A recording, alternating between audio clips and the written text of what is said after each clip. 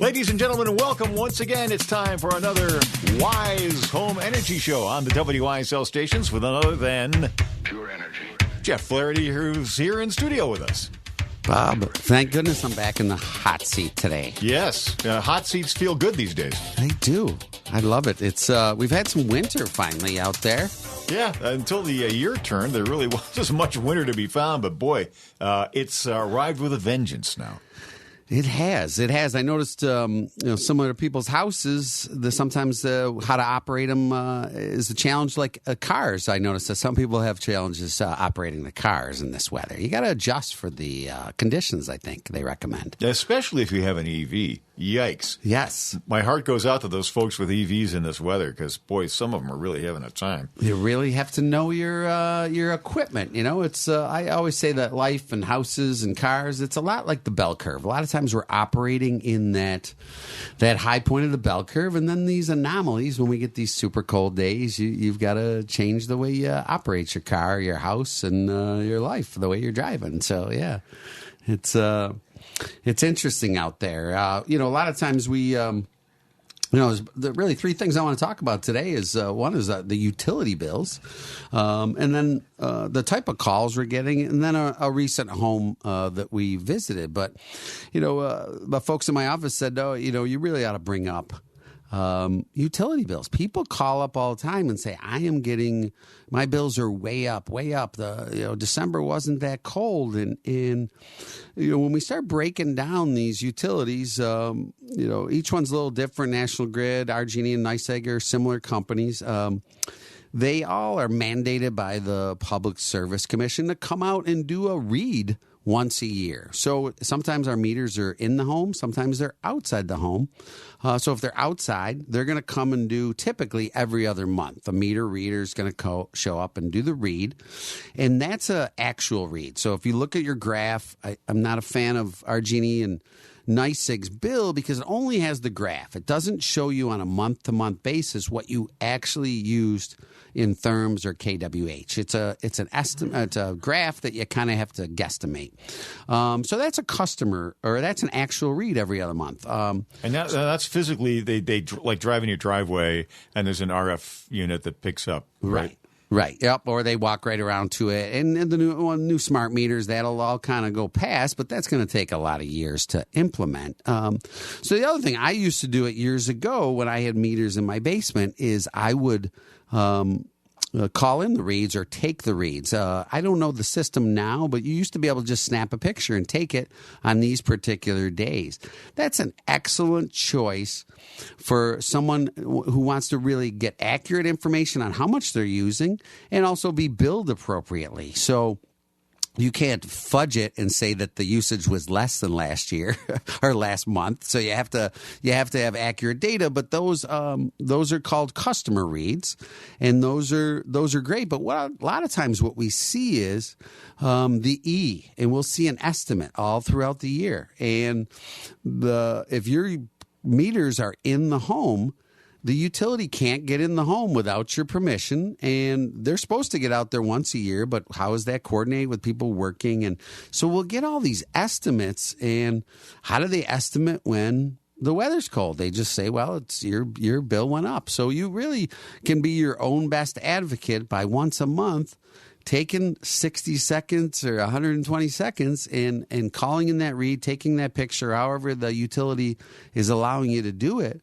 But it's a great really trued up measure of what you're using on a monthly basis. Some of those estimates can really trip you up. We've had some stories on the station. There has been a lot of crazy stuff. So, you can, and it helps you fight back, right? You can say, I've been taking the reads. I have all the information that I've emailed you or texted you. So they've all made it pretty simple to get it in. So I've done it. It's not a bad thing to do, and it makes you, it makes you more in tune of what you're using and what devices are running. So it's a big deal. Proactive is the word here. Absolutely. Like anything in life, whether it's your 401k or your job and you're looking to get a raise, you got to kind of analyze it, look at it, make your best case, and make the decision from there. So that's a big deal. And those are the types of calls we're getting. Some of the emails we get when we get wintertime, Here's just a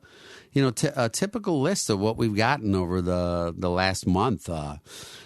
Email messages, attic insulation, issues with condensation. We had our roof replaced and we put 2 gable vents in to increase circulation, but there's still an issue with too little airflow or too little insulation. So that's kind of the old Band-Aid. We had the roofer out and they said, well, it's probably ventilation, or the homeowner self-diagnosed. That's why we say, don't be cold in your home. Pick up the phone and call Wise Home Energy, because we can come out and access these state no-cost assessments and give you a more professional, science-based opinion on why that is. So maybe the gable vents were a bad investment. That's very possible. We get another one. I got a new roof a few months ago. Went up in my attic and noticed condensation around the bathroom vent out of the roof. I added more insulation around it. Went to see how it looked a week later and noticed the whole north side of the roof's plywood is coated in frost. Oh, geez. So, not sure if my soffit vents are blocked. I added blown-in insulation 2 years ago and added soffit vents. So what does that mean? I don't know how that attic performs. We talk about the blower door test.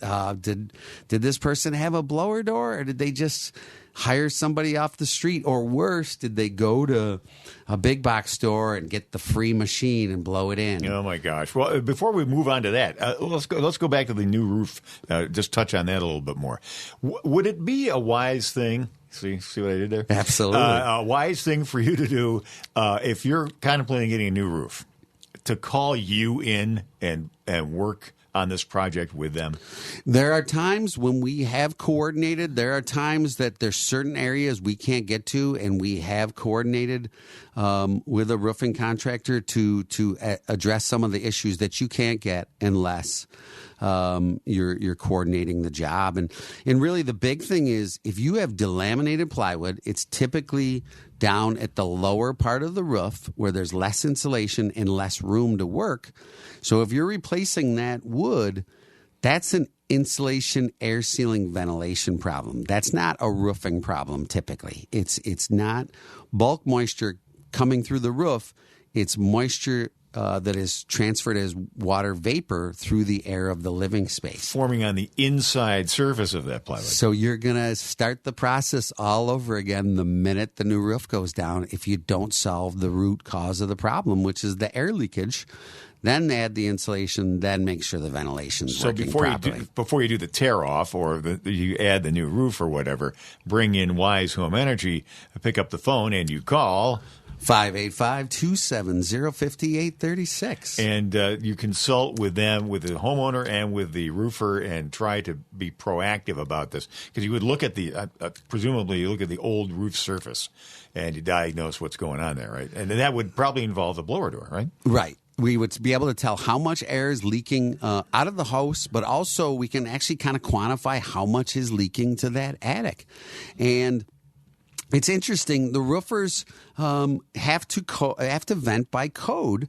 I would say we're going to be better suited to design the roof ventilation, because the roof ventilation coincides more with the air sealing and insulation than it really does with the roof. The roofer might not know what your attic insulation, air sealing, how it's performing. If this home is what we call a hot roof or a foamed attic roof, you don't want to add ventilation. That's an unvented roof assembly. There's nothing wrong with that in code. It works when done right. We don't want to. We've gone to homes where we've seen them foamed, and the foamers maybe were inexperienced and left the gable vent. So it's kind of like just driving down the road on a nice 20-degree day with your back window open. The rest of the cars, air sealed, but that back window is really causing some issues in the car for comfort. So same thing there. We are skilled at designing ventilation systems. There's ventilation companies that manufacture the product and put out seminars, and they're great seminars. They never mention air sealing and insulation. They never say you should look at that and improve that. I'm somewhat of a skeptical. I wonder if that's because you would need less ventilation, so they might not sell as much ventilation products if you properly air sealed and insulated your attic. So, you're better suited to having a Wise Home Energy come out and assess the insulation and design the ventilation, because sometimes there's ventilation that is, if you have limited or no soffit overhangs on your roof, you can use what's called a roof or an edge vent where it sits right on the roof and has an intake. You only want to do that in perfect situations where the baffle's been installed properly and it works in conjunction with the exhaust. So ventilation has intake and exhaust. So, and it's tough to do after the fact. It's nothing we would say, let's put this on the roof. You want the roofer to do it at the time of the install, but it has to be part of the design of the attic insulation. And that coincides. I think I have another one of these emails where we were told by the contractor that recently installed a new roof that we needed more insulation in the attic over our bedrooms. I'd like to understand if that's true.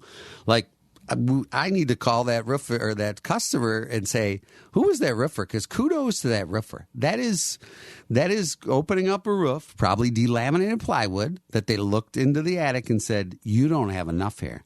And they visually wouldn't be able to see the air leakage if there was a lot of insulation. They wouldn't even be able to tell if it was insulated. But almost every roofer that is replacing delaminated plywood would do themselves a huge service by recommending an energy assessment attic insulation inspection, because that is where the delamination of the plywood is happening. It's amazing. Listening to the Wise Home Energy Show on the WYSL stations, 92.1 FM, 95.5 FM West, and AM 1040. Jeff Flaherty from Wise Home Energy is here with us.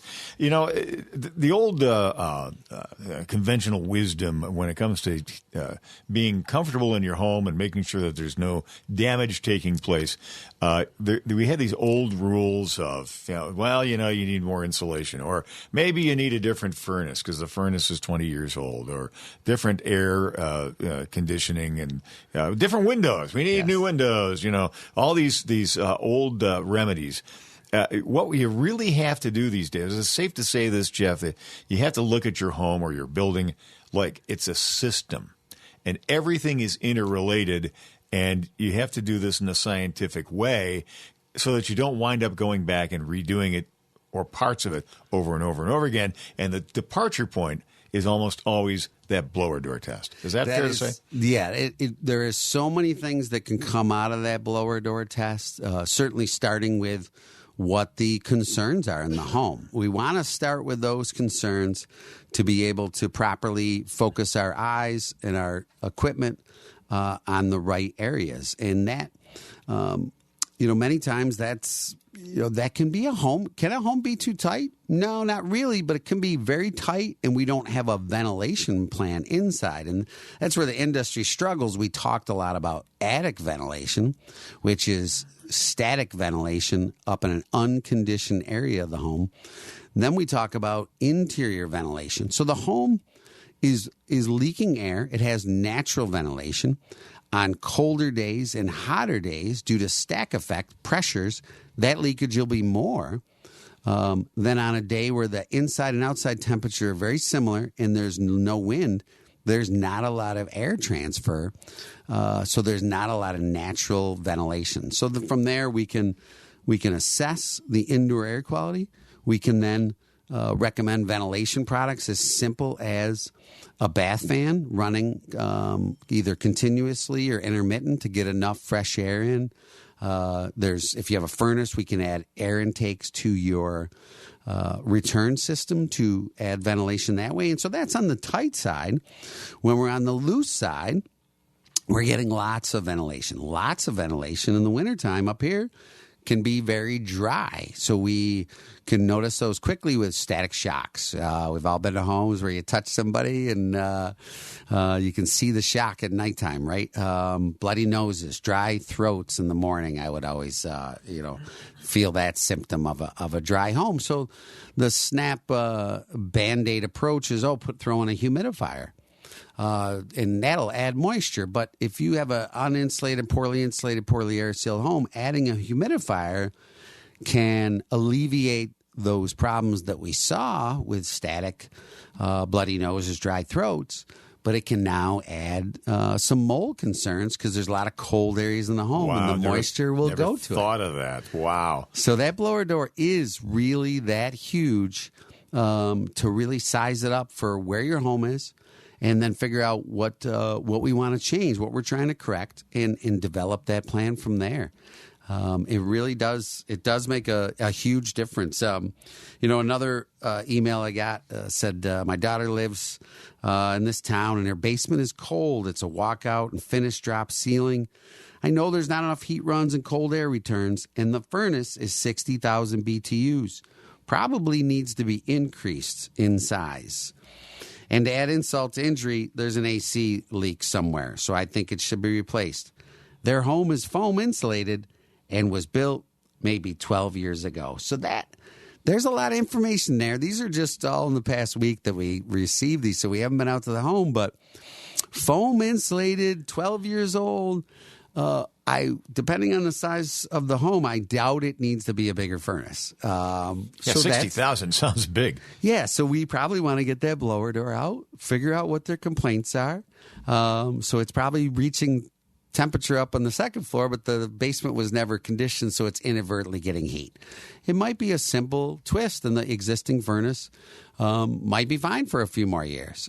So it's sometimes we all have the tendency to do it, self-diagnose. I went to the doctor some years ago, and I had a heel problem, and I kept saying to the doctor, I got this heel problem. I think it's in your back, Get your wallet out of your back pocket. And I thought, this is crazy. No, I've heard that before. And, they used to call me George Costanza because I had all the receipts in there. And so I moved that wallet to the front pocket, but lo and behold, within a week, it was my back that was the problem. The doctor was right. I was wrong. Go figure.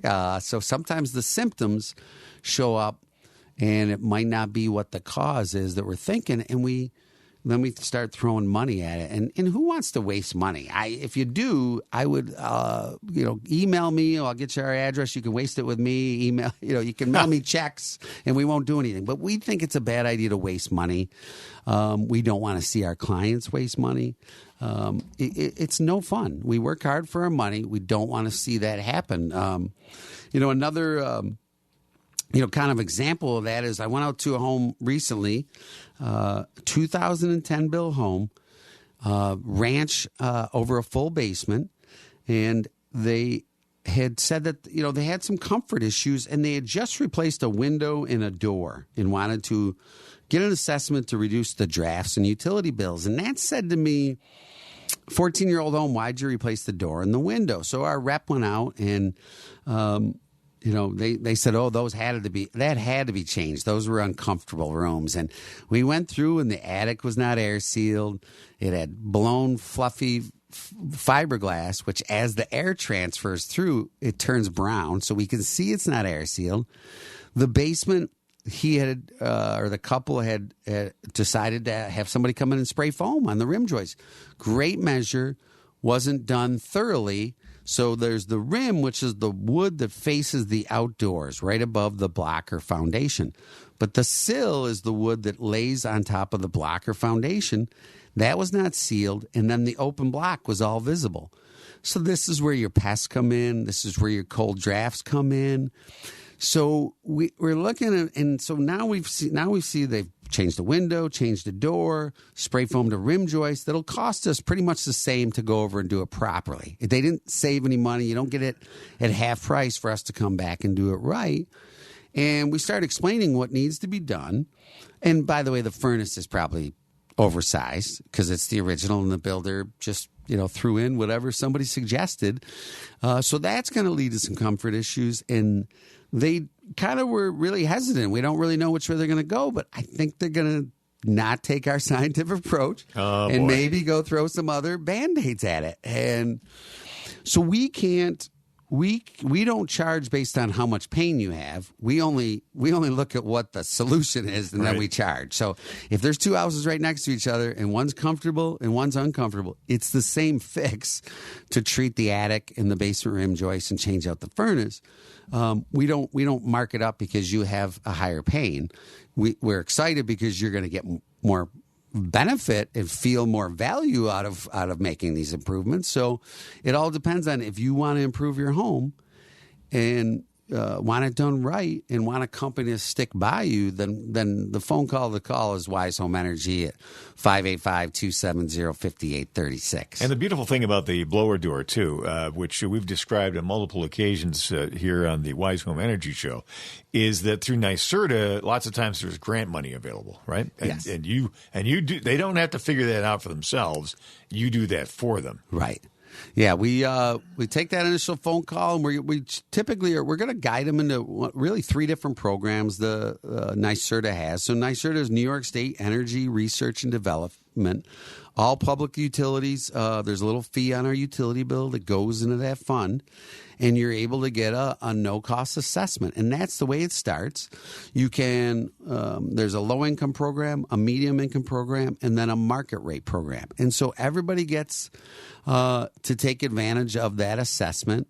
You're pretty much going to get a blower door with every one of those with Wise Home Energy. We're going to, even if the state isn't going to reimburse us, we're typically going to do that blower door if the conditions allow, to show people this is not smoke and mirrors, which is ironic because we actually use smoke and mirrors when we're in the home. Sometimes we use mirrors to see if a hot water tank is backdrafting, and we use diagnostic smoke to see where air is leaking. So it is kind of funny, but the test, a lot of people don't think it does anything, and it is a magical test. It's really like the MRI. If you have a problem in your body that the doctor can't figure out, the x-ray shows the bones, but the next thing they do is usually send you for an MRI so we can see the soft tissue, right? And that's what that blower door is doing, is really starting to get into the soft tissue of the home, figuring out what the problems are.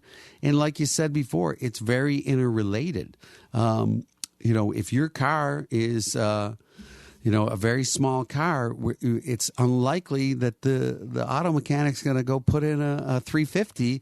It's not going to perform properly in that car, even though that's a great engine. So we want to look at that whole system, anticipate with our knowledge and our diagnostics and our modeling how the home's going to perform after we make the improvements, and how you're going to use the home.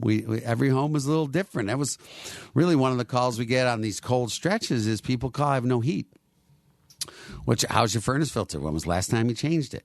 When we say change it every 3 months, or on a media filter, change it every year, that's on an average home with average dusts, average pets.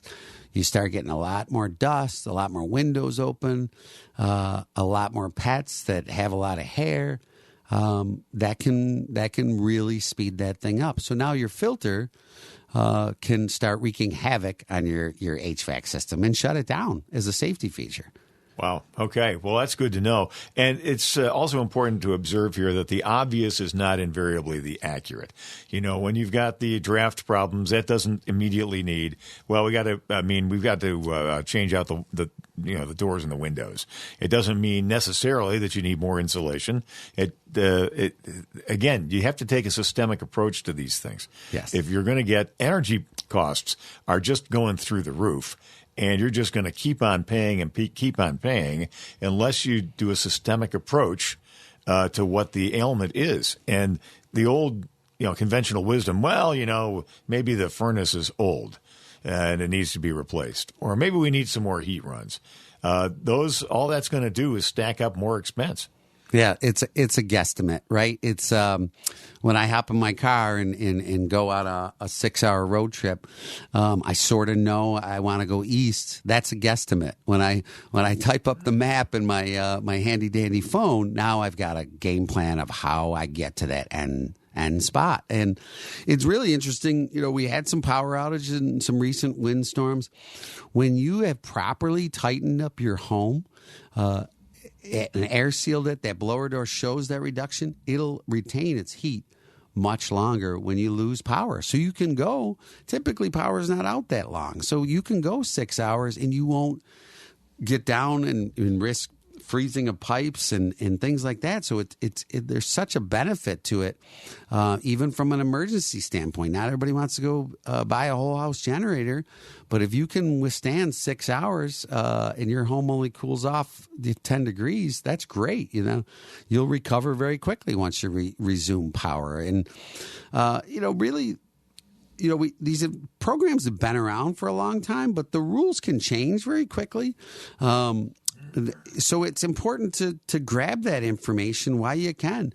Maybe you only want to have the assessment now to stage what you want to do in the next 3 years.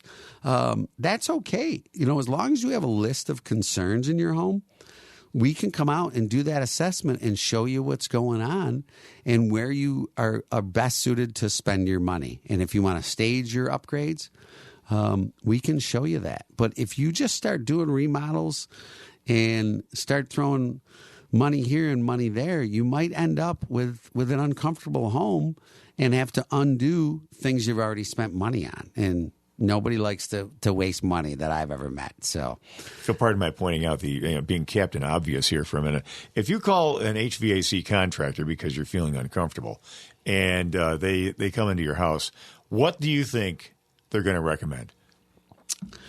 I would think they'd probably recommend a new unit. Because you can always say, well, the new stuff is much more efficient and it's much better, because that would be true. Or if you call, an insulation company or a roofer or whatever, what are they going to recommend? They're probably going to recommend a new roof for new insulation. Yeah. This does not mean that they're unethical or that they're doing something that's, that's crooked, or they're just trying to, make an unnecessary sale. It's just what they do. Right. I mean, this is the way they make a living. And so if the objective here is to buy a new roof, then you call in a roofer. Right. If you want to feel more comfortable in your home, you want to have somebody to bring in, which would be Wise Home Energy, that takes a scientific, systemic approach and also helps pay for the testing at the state level for you as well. Yeah, we get the assessment, and from there we find out what grants and rebates are available. So it's really a no-brainer. Excellent. Let's have some more contact information there, Jeff Flaherty. Sure, it's wisehomeenergy.com. You can call or text at 585-270-5836. All righty. Thanks for listening to Wise Home Energy, a program on the WYSL stations, available as a podcast at WYSL1040.com. See you next time.